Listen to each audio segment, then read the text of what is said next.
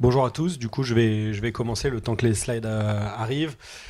Donc pour ma part, Stéphane Châtelain, je suis directeur France chez Trustful, mais ça fait maintenant depuis 7-8 ans que je travaille dans la lutte contre la fraude, différents services, puisque j'ai commencé dans les télécoms avec tout ce qui était mobile identity, enfin tout ce qui était lié au mobile ID, on va dire au sens large. Ensuite, j'ai évolué vers tout ce qui était le KYC, donc la fraude documentaire, dont Marc a parlé également. Et depuis maintenant 8 mois, donc je suis chez Trustful, où on va travailler sur tout ce qui est traces numériques, ou digital footprint en anglais, qu'on va traduire par donc traces numériques, et on travaille justement grâce à l'OSINT, l'Open Source Intelligence, pour justement prémunir contre les nouvelles fraudes. Et aujourd'hui, on va regarder quand même beaucoup plus par rapport à l'ouverture de compte, ce dont je vais parler aujourd'hui, mais pas seulement. Donc déjà un petit peu le landscape aujourd'hui. On voit qu'il y a de plus en plus de nouvelles technologies de fraude, hein, comme a parlé mes deux précédents collègues. Hein, avec donc nous, on a ChatGPT pour s'amuser. Eux, ils ont FraudGPT, SwarmGPT. Donc on voit toutes ces nouvelles technologies de fraude, ces nouveaux processus. Comme a pu l'évoquer Marc là, il y a quelques secondes, on voit de plus en plus de faux documents de très bonne qualité et ça devient accessible de manière très peu chère et très facile. Quand j'étais au préalable, je peux le dire, chez Onfido, donc dans le KYC, pour les documents d'identité, je m'étais amusé à un peu surfer sur Telegram avec un faux profil, et on voit que une carte d'identité de plutôt bonne qualité qui est censée pouvoir passer les autorités, c'est 400 €. Donc 400 € pour un faux document pour commettre pas mal de fraudes, c'est très accessible. Donc c'est pour ça qu'après on met des solutions biométriques, on met de plus en plus d'outils. Mais voilà, on voit que toutes ces nouvelles technologies de fraude, tous ces services-là, ça fonctionne bien. Si vous vous amusez à aller sur Telegram, vous allez voir, c'est un monde merveilleux. Des très bons commerçants qui appliquent les mêmes méthodes de nos plus grands e-commerçants avec des promotions de fin de mois, ce genre de choses. Donc on voit que ces nouvelles technologies de fraude vont en lien avec justement la collaboration sur le dark web, où on voit donc ces réseaux Telegram. Alors il y a beaucoup de scams, on va pas se mentir, mais tout de même, on peut voir que la collaboration, on explique, on parle sur le réseau Telegram ou autre, ou sur le dark web, pour dire voilà comment faut faire, voilà comment moi j'ai eu telle personne. Ah ouais, mais alors attention, on peut voir, il y a des questionnaires pour dire avec nos faux documents, vous avez réussi à ouvrir un compte dans quelle banque, et donc des questionnaires, et du coup forcément les banques où ça n'a pas marché, ils retravaillent, et donc ils font des pen tests pour voir qu'est-ce qui a été comme solution qui a été mis derrière, et ainsi de suite. Donc on voit qu'il y a, c'est une collaboration plutôt très bien organisée. Et du coup, le Fraud as a Services, qui est encore plus beau dans ce niveau-là, bien évidemment, c'est ironique tout ce que j'ai sur cette partie-là, on voit qu'il y a des consultants fraude sur ces réseaux, donc des gens qui viennent dire, je suis expert pour ouvrir des comptes sur les banques françaises ou sur les commerçants Carrefour, Auchan, Monoprix, pour en citer trois, et Leclerc, pour ouvrir des comptes, pour faire du account takeover, donc récupérer des comptes de d'autres personnes et utiliser les cartes cagnottes. Donc on voit toutes ces choses-là, et donc Fraud as a Services. Donc on arrive et puis on dit moi je veux faire telle fraude, et on a des consultants qui nous expliquent comment faire. Et même maintenant on arrive à justement des gros fraudeurs vendent leur système de fraude, de comment ils ont fait, à d'autres personnes. Et donc du coup, finalement, un petit système pyramidal qui se met en place aussi. Donc on voit que vraiment, ce landscape évolue et s'organise plutôt très fort. Et du coup, les nouvelles fraudes qu'on voit, dans les plus grosses, on va le voir sur les chiffres juste après, mais tout ce qui est synthétique identity, donc tout ce qui est identité du coup synthétique, permet d'ouvrir des comptes ou des lignes de crédit, et plutôt assez fortes. Donc ça, c'est vraiment les nouvelles... les nouveaux types de fraude qu'on a, money mulling, money laundering. On voit là depuis fin d'année dernière, début d'année, tout ce qui est app authorized push payment, donc justement avec tout ce qui est l'ingénierie sociale pour faire des virements à des gens qui vont être validés par l'utilisateur final, ce genre de choses. Donc online, offline, merchant fraud, donc tout ce qui est fraude au retour également, promo, bonus, account takeover, j'en ai parlé. Donc ça, c'est pas mal de nouveautés. Hein. Romance scam, on l'a vu avec l'arnaqueur de Tinder, ça a fait une belle pub sur la fraude, sur justement la lutte contre la fraude. Donc on voit toutes ces fraudes-là qui avancent et qui se structurent. Et comme a pu évoquer mes précédents collègues, tous les secteurs sont touchés. En fait, à partir du moment où il y a de l'argent en jeu, tous les secteurs sont touchés. Et moi, je discutais justement avec un des commerçants comme Carrefour, Monoprix, Auchan, voilà, où il voyait qu'il se faisait frauder pour 20 euros. Donc on voit justement, où tout à l'heure on parlait des gens de plus en plus jeunes, parce qu'avec la conjoncture qui est de plus en plus difficile pour plein de personnes, on voit que les montants qui sont fraudés sont de plus en plus bas, et les personnes qui sont impliquées dans ce type de fraude sont de plus en plus monsieur tout le monde.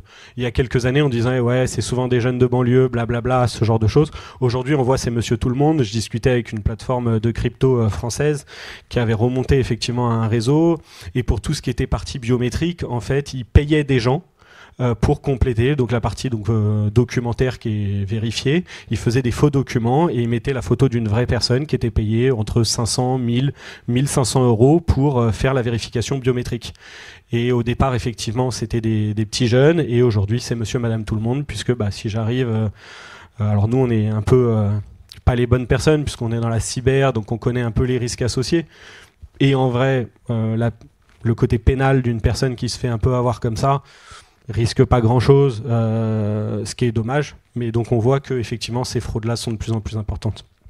Quelques chiffres, je vais vous parler surtout du premier parce que le temps avance, mais on peut voir qu'au niveau international, donc avec les identités synthétiques, il y a plus de 13 milliards de dollars de fraude l'année dernière.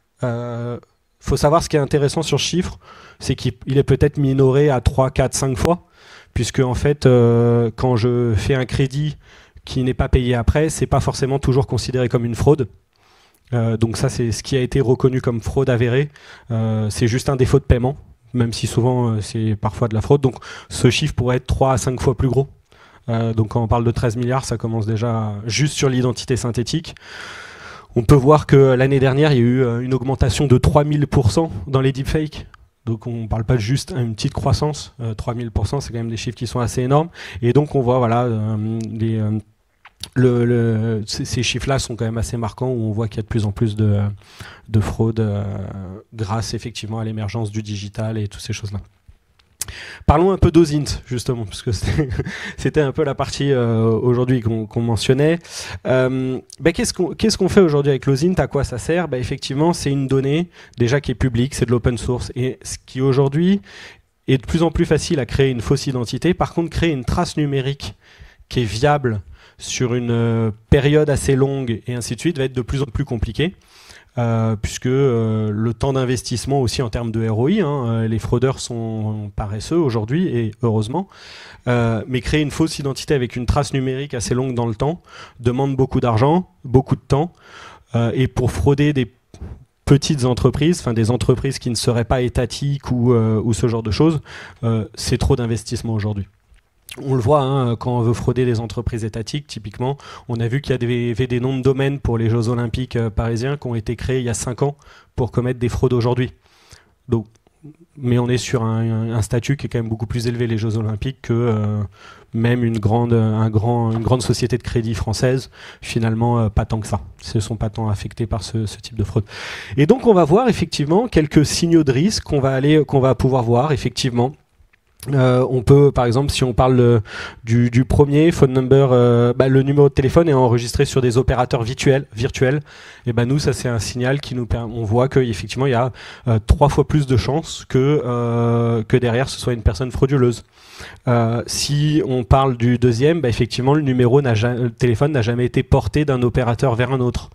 Aujourd'hui, on voit que 99% des fraudes sont commis avec des numéros qui n'ont jamais été portés. Bien évidemment, je ne vais pas porter mon numéro et augmenter mes risques. Si en plus je le porte chez Bouygues Télécom, mes documents vont être vérifiés par Finovox.